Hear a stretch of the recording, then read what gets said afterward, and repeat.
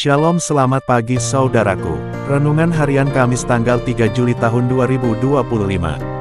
Dua suara Roh Kudus. Bacaan Kisah Para Rasul 21 ayat 1-14.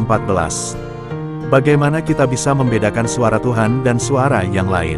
Lalu, bagaimana seandainya suara Roh Kudus berbeda pada suatu waktu dan waktu lainnya? Mana yang harus kita pilih? Rasul Paulus telah membulatkan hatinya untuk pergi ke Yerusalem. Dalam perjalanan, tepatnya ketika ia dan rekan-rekannya singgah di Tirus dan Kaisarea, dua kali ia diberi nasihat yang terkesan aneh. Nasihat pertama datang dari murid-murid Paulus. Oleh kuasa Roh, mereka menasihati Paulus untuk tidak pergi ke Yerusalem. Nasihat kedua datang dari orang-orang di rumah Filipus. Atas perkataan Roh Kudus melalui Agabus bahwa Paulus akan diikat dan diserahkan, mereka meminta agar Paulus tidak pergi ke Yerusalem. Kedua nasihat itu sama-sama berasal dari Roh Kudus. Lalu, ketika Paulus tidak menuruti nasihat tersebut, apakah itu artinya dia tidak menaati Roh Kudus? Tentu saja tidak. Pasalnya, nasihat tersebut bukanlah perintah, melainkan pemberitahuan bahwa Rasul Paulus akan mengalami penderitaan yang besar, dan juga suatu bentuk perhatian dari murid-murid dan rekan-rekan yang mengasihi dia.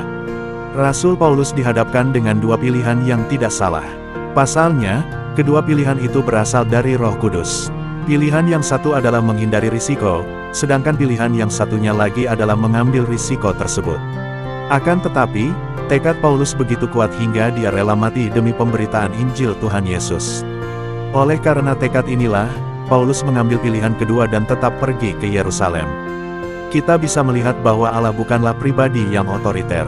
Dia memberikan pilihan dan menyadarkan kita akan risiko yang akan kita hadapi nanti.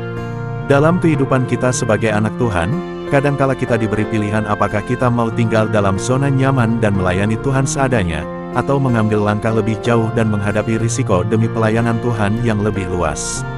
Tentunya, pilihan untuk terus maju dan percaya kepada kehendak Tuhan adalah pilihan paling tepat. Demikian renungan hari ini, Tuhan Yesus memberkati.